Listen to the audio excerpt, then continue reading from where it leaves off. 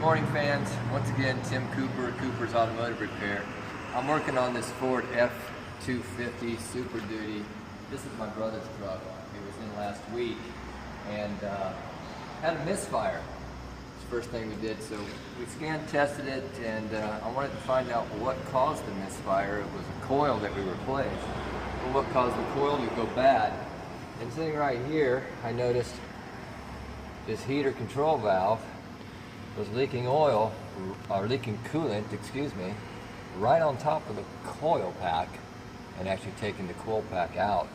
So we're going to change this heater valve on this, stop this coolant leak. If you guys had one of these trucks, or some cars have these valves, it's easy to do. But this is the vacuum hose that controls it. I'm going to take it off. Got a couple clamps here to take off. Let me grab a pair of pliers.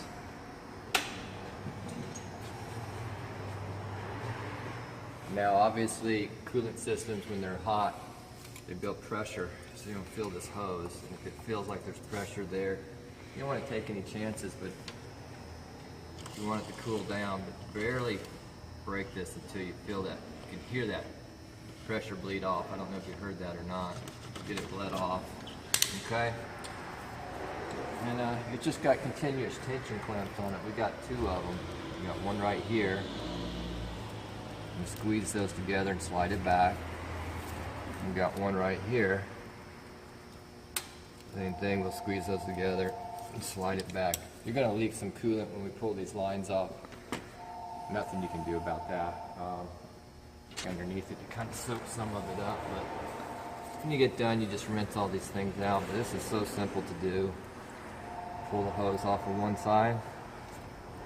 Here's your coolant. Okay. Prop it up a little bit. Try to keep that stuff from coming out of there. We'll twist it over here. Take the other side off. Right there. Okay. Now we got them both out of the way. There's your heater valve. Vacuum pulls that little piece open like that. That's what opens and closes it. Control the water flow through your heater core so that you can have heat. In Florida, who needs stinking heat? Our handy dandy Napa auto part here, and I'll get this out. Get rid of that. All right, gotta be careful on these continuous tension clamps. Sometimes they get weak. These are strong, so I'm not worried about them. But just slide the valve back up into the hose. Grab your other hose. Look at that. I'm trying to burn myself. Right there. Okay. Your trusty dusty old pair of pliers, screwdriver, and a belling wire. We can fix anything. Squeeze clamp back together, slide it up, find your other clamp back there. Trying to give you guys good vision here, so it's kind of making it a little awkward on me, but okay. We'll get this, I promise.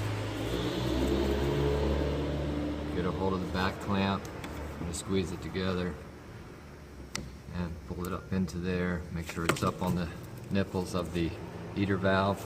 It's in. Put back up your vacuum hose, just like that. Take our rag out of here. I take this out back after I'm done. We'll rinse all this down with clear water. And that's funny. Oh, we're in clear water, so there you go. I'm going to top your antifreeze off a little bit, and then you're going to run this vehicle and get it hot until the thermostat opens, and make sure that your coolant's full. And that's a wrap, a simple heater valve replacement. Thanks for watching.